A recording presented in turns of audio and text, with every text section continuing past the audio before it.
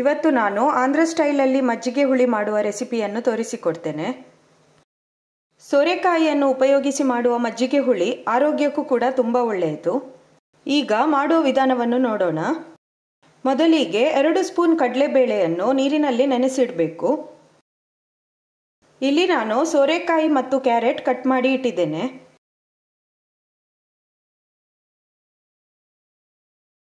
ನುಗ್ಗೆಕಾಯಿ ಕೂಡ ಕಟ್ ಮಾಡಿ ಇಟ್ಟಿದ್ದೇನೆ. 1 ಟೊಮೆಟೊ, 1 ಈರುಳ್ಳಿಯನ್ನು ಹೀಗೆ ಕಟ್ ಮಾಡಿ ಇಡಿ. ಕುಕ್ಕರ್ಗೆ ಕಟ್ ಮಾಡಿದ ಸೋರೆಕಾಯಿ, ಕ್ಯಾರೆಟ್, ಈರುಳ್ಳಿ, ಟೊಮೆಟೊ, ರುಚಿಗೆ ತಕ್ಕಷ್ಟು ಉಪ್ಪು, ಸ್ವಲ್ಪ ನೀರು ಹಾಕಿ 1 ವಿಸಲ್ ಬರುವ ತನಕ ಬೇಯಿಸಬೇಕು. ನುಗ್ಗೆಕಾಯಿಗೆ ಸ್ವಲ್ಪ ನೀರು ಮತ್ತು ಉಪ್ಪು ಹಾಕಿ ಸಪರೇಟಾಗಿ ಬೇಯಿಸಬೇಕು.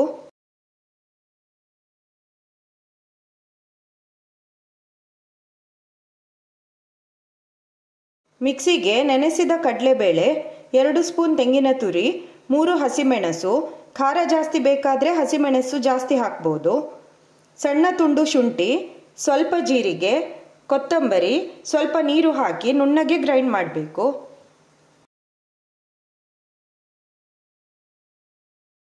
ಇಲ್ಲಿ ನಾನು 1/4 ಲೀಟರಷ್ಟು ಮೊಸರು ತೆಗೆದುಕೊಂಡಿದ್ದೇನೆ. ಮಜ್ಜಿಗೆ ಇದ್ದರೆ ಮಜ್ಜಿಗೆಯನ್ನೇ ಹಾಕಿ ತುಂಬ ಚೆನ್ನಾಗಿರ್ತದೆ. ನುಗ್ಗೆಕಾಯಿಯ ಜೊತೆಗೆ ಬೇಯಿಸಿದ ತರಕಾರಿಯನ್ನು ಹಾಕಿ ಗ್ರೈಂಡ್ ಮಾಡಿದ ಮಸಾಲೆ, ಮೊಸರು ಹಾಕಿ ಚೆನ್ನಾಗಿ ಮಿಕ್ಸ್ ಮಾಡಬೇಕು.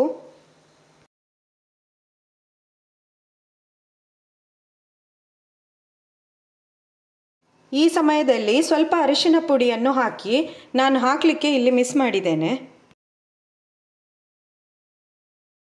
ರುಚಿ ನೋಡಿ ಉಪ್ಪು ಬೇಕಿದ್ರೆ ಈ ಸಮಯದಲ್ಲಿ ಸೇರಿಸಿ.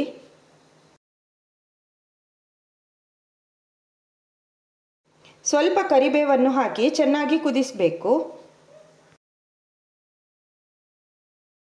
ಕುದಿಯುವಾಗ ಸ್ವಲ್ಪ ಕೊತ್ತಂಬರಿ ಸೊಪ್ಪನ್ನು ಕೂಡ ಸೇರಿಸಿ.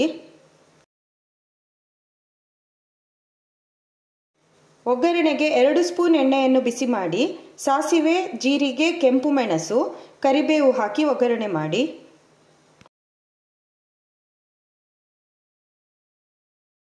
ನನ್ನ ಈ ರೆಸಿಪಿ ನಿಮಗೆ ಇಷ್ಟ ಆದರೆ ಲೈಕ್, ಶೇರ್ ಮತ್ತು ಕಮೆಂಟ್ ಮಾಡಿ.